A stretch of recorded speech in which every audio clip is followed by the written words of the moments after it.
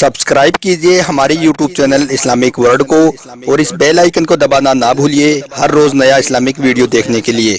शुक्रिया। दोस्तों, इजराइल के यहूदी हजरत यूसुफ अलैहिस्सलाम की कब्र को ढूंढने के लिए फिलिस्तीन में पिछले 50 सालों से जंग क्यों कर रहे हैं, और फिर क्या हुआ कि जब यहूदियों ने हजरत यूसुफ अलैहिस्सलाम की कब्र पर अपना कब्जा कर लिया और फिर उन्होंने उस कब्र को खोलकर देखा तो उन्हें उस कब्र में ऐसा क्या देखने को मिला कि जिसको देखकर वहां पर मौजूद सारी यहूदियों की चीखें निकल गई और वो सब के सब वहां से पीछे हटने पर मजबूर हो गई।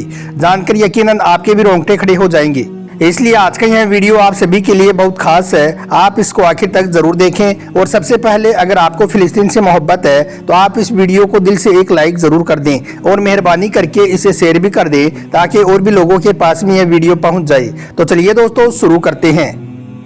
दोस्तों, हजरत यूसुफ अलैहिस्सलाम हजरत याकूब अलैहिस्सलाम के बेटे हैं और आप हजरत इसहाक अलैहिस्सलाम के पोते और हजरत इब्राहिम अलैहिस्सलाम के पड़पोते हैं।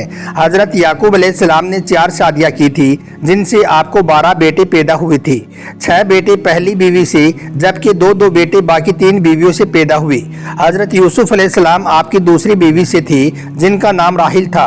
हजरत राहिल के 2 बेटे पैदा हुए, हजरत यूसुफ और हजरत बिन्यामीन अलैहिस्सलाम। हजरत याकूब अलैहिस्सलाम अपने दूसरे बेटों की निस्बत हजरत यूसुफ अलैहिस्सलाम से ज़्यादा मोहब्बत किया करते थे। इसी वजह से आपके दूसरे बेटे हजरत यूसुफ अलैहिस्सलाम से हसद और बुग़्ज़ रखते थे। हजरत याकूब अलैहिस्सलाम 2 वजहों से हजरत यूसुफ अलैहिस्सलाम से ज़्यादा मोहब्बत किया करते थे। पहली तो ये थी कि जब हजरत यूसुफ अलैहिस्सलाम पैदा हुए तो बचपन में ही आपकी पेशानी मुबारक पर नबूवत के आसार नजर आने लगे थे। और दूसरी बात ये थी कि बचपन में ही हजरत यूसुफ अलैहिस्सलाम की वालिदा का इंतकाल हो गया था। दोस्तों, सबसे पहले तो हम आपको बता दें कि हजरत यूसुफ अलैहिस्सलाम ने 120 साल की उम्र पाई थी। आपका विसाल मिस्र में हुआ था, इसलिए आपको मिस्र में ही दफन किया गया है। लेकिन तारीख में हजरत यूसुफ अलैहिस्सलाम की कब्र का एक बड़ा ही दिलचस्प वाक़या मिलता है। वाक़या ये है कि जब फिरौन ने मिस्र में बनी इसराइल को बहुत ज़्यादा तंग करना शुरू कर दिया था, उनके साथ में तरह तरह के गलत काम करने लगा था, उनको मारता पीटता, उनको तरह तरह के दुख और तकलीफ पहुंचाने लगा था, तो यह देखकर उस वक्त हजरत मूसा अलैहिस्सलाम को अल्लाह ताला की तरफ से यह हुक्म हुआ कि ए मूसा, तुम इन सब बनी इसराइल को रातों रात यहाँ से यानी कि मिस्र से बाहर ले जाओ ताकि फिरौन के जुल्म सितम से इन लोगों की जान छूट जाए। अल्लाह का हुक्म पाकर फिर हजरत मूसा अलैहिस्सलाम उन सब बनी इसराइल को लेकर कहीं और जाने लगी।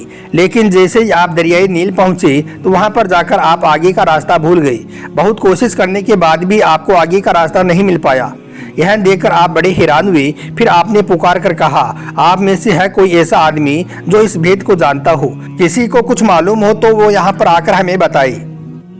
इतना सुनते ही बनी इसराइल में से एक बुढ़िया आपकी खिदमत में हाजिर हुई और अर्ज करने लगी, ए नबीउल्लाह, जब हजरत यूसुफ अलैहिस्सलाम का आखिरी वक्त करीब आ गया था, यानी कि जब हजरत यूसुफ अलैहिस्सलाम इंतकाल फरमाने लगे थे, तो उस वक्त उन्होंने अपने भाई भतीजों को यह वसीयत फरमाई थी, अगर किसी वक्त में तुम लोग मिस्र का रहना छोड़ दो, यानी कि जब कभी तुम यहाँ से जाने लगो तो तुम मेरे उस ताबूत को भी जिसमें मेरी लाश होगी उसे भी अपने साथ ले जाना। फिर वो बुढ़िया कहने लगी, ए हजरत मूसा, जब तक हम उस ताबूत को अपने साथ में नहीं लेंगे तब तक हमें आगे का रास्ता नहीं मिलेगा। यह सुनकर फिर हजरत मूसा अलैहिस्सलाम ने उस ताबूत के बारे में पूछा कि वो कहाँ पर दफन है। यहाँ पर इस बात की जानकारी उस बुढ़िया के सिवाय किसी और के पास में नहीं थी, इसलिए यह सुनकर वो बुढ़िया कहने लगी कि यह बात मैं आपको ऐसे ही नहीं बताऊंगी, पहले आपको मुझसे एक बात का इकरार करना पड़ेगा। जब आप हाँ कर लोगे तो उसके बाद में ही मैं आपको उस ताबूत के बारे में बताऊंगी। यह सुनकर हजरत मूसा अलैहिस्सलाम ने पूछा, ए बुढ़िया, बोलो क्या बात है। तो इस पर वो बुढ़िया कहने लगी, ए नबीउल्लाह, वो इकरार ये है कि मेरा खात्मा ईमान पर हो और जन्नत में जो जगह आपको मिले वही जगह मुझे भी मिले। अगर आप इस बात का इकरार कर लेते हो तो फिर मैं आपको हजरत यूसुफ अलैहिस्सलाम के ताबूत के बारे में बताऊंगी। यह सुनकर हजरत मूसा अलैहिस्सलाम ने अल्लाह से अर्ज किया, ए अल्लाह, यह बात तो मेरे इख्तियार में नहीं है, अब मैं क्या करूं। तो इस पर अल्लाह का हुक्म हुआ, ए मूसा, तुम इकरार कर लो, हम उसे पूरा कर देंगे। इसके बाद हजरत मूसा अलैहिस्सलाम ने उस बुढ़िया से इकरार कर लिया और फिर बुढ़िया ने उस ताबूत का पता बता दिया। उसने बताया कि हजरत यूसुफ का वो ताबूत दरियाई नील के बीच में दफन है, क्योंकि जब हजरत यूसुफ अलैहिस्सलाम की वफात हो गई तो फिर आपकी तदफीन को लेकर आपके अकीदतमंदों और आपकी उम्मत के दरमियान थोड़ा मसला हो गया था, क्योंकि हर शख्स यही चाह रहा था कि हजरत यूसुफ को उनके इलाके में ही दफन किया जाए ताकि वो उनकी बरकत से हमेशा फैज़ याब होते रहें। لیکن پھر آخر میں ایک شخص کے مشورے پر حضرت یوسف علیہ السلام کو دریائے نیل میں ایک سنگ مرمر کے تابوت میں دفن کیا گیا، کیونکہ جہاں جہاں سے دریائے نیل کا پانی گزرتا رہے گا وہاں پر حضرت یوسف علیہ السلام کی برکت پہنچتی رہے گی۔ یہ سب سننے کے بعد بنی اسرائیل کے لوگوں نے مل کر اس تابوت کو پانی سے باہر نکالا اور اسے اپنے ساتھ لے جانے لگی۔ پھر حضرت موسیٰ علیہ السلام اور بنی اسرائیل کو آگے کا راستہ مل گیا۔ پھر آپ وہاں سے چلتے چلتے فلسطین میں پہنچ گئی۔ اس کے بعد تاریخ میں اس بات کا ذکر نہیں ملتا ہے کہ اس کے بعد حضرت موسیٰ علیہ السلام نے حضرت یوسف علیہ السلام کے تابوت کو فلسطین میں کہاں پر دفن کیا، لیکن اگر ہم موجودہ معاملے کی طرف جائیں تو پتہ چلتا ہے کہ فلسطین میں ایک شہر ہے جس کا نام ہے نابلس۔ فلسطین میں یہی وہ شہر ہے جس پر قبضے کے لیے فلسطینیوں اور یہودیوں کے درمیان پچھلے 50 سالوں سے جنگ چل رہی ہے، اور آخرکار آج سے 20 سال پہلے یہودیوں نے نابلس شہر پر اپنا پورا قبضہ جما لیا تھا۔ اب آپ سوچ رہے ہوں گے کہ اس نابلس شہر کے لیے فلسطین اور یہودیوں کے بیچ اتنے سالوں تک جنگ کیوں چلی اور یہودی اس شہر پر قبضہ کیوں کرنا چاہ رہے تھے۔ تو ہم آپ کو بتا دیں کہ اس لڑائی کی ایک بڑی وجہ تو یہ تھی کہ نابلس شہر میں ایک مزار بنی ہوئی ہے، جس کے بارے میں یہودیوں کا یہ عقیدہ ہے کہ یہ مزار حضرت یوسف علیہ السلام کی ہے، لیکن دوسری طرف فلسطین کے مسلمانوں کا یہ کہنا ہے کہ یہ مزار حضرت یوسف علیہ السلام کی نہیں ہے، بلکہ یہ کسی اور بزرگ کی ہی مزار ہے جن کا نام بھی یوسف ہی ہے۔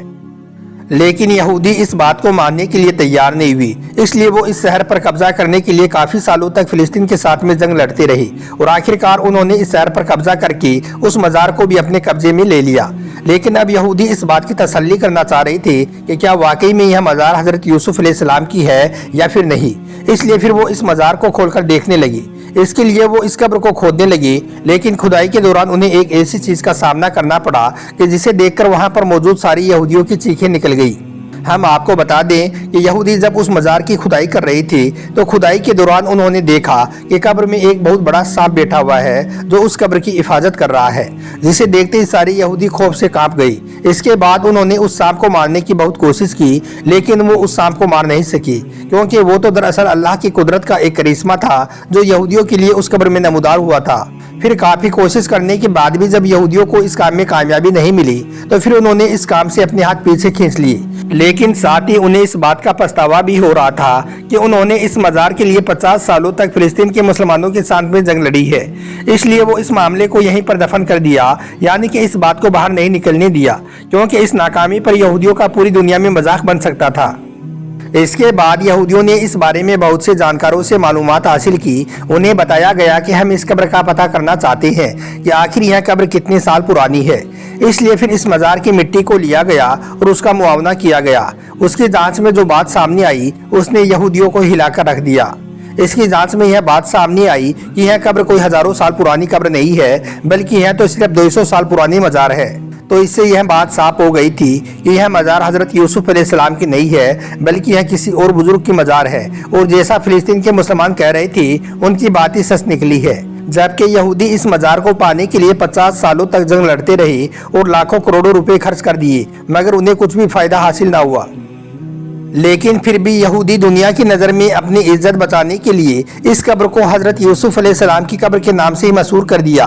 پھر یہاں پر تورات کی ایک اکیڈمی بنائی گئی جہاں پر ان کے بچے تورات سیکھنے کے لیے آنے لگے۔ پھر بعد میں یہودیوں نے اس مزار کے پاس میں ایک فوجی چوکی بنا دی، کیونکہ ان کا یہ عقیدہ تھا کہ یہاں پر حضرت یوسف علیہ السلام کی برکت سے وہ ہر ہونے والی جنگ میں جیت حاصل کر لیں گے، اور صرف اسی عقیدے کی وجہ سے ہی یہودیوں نے اس قدر لمبی جنگ لڑی ہے اور اس مزار کو اپنے قبضے میں لیا ہے۔ لیکن پھر بھی وہ اپنے مقصد میں ناکامی رہی، جن کا انہیں اب خوب پچھتاوا ہو رہا ہے۔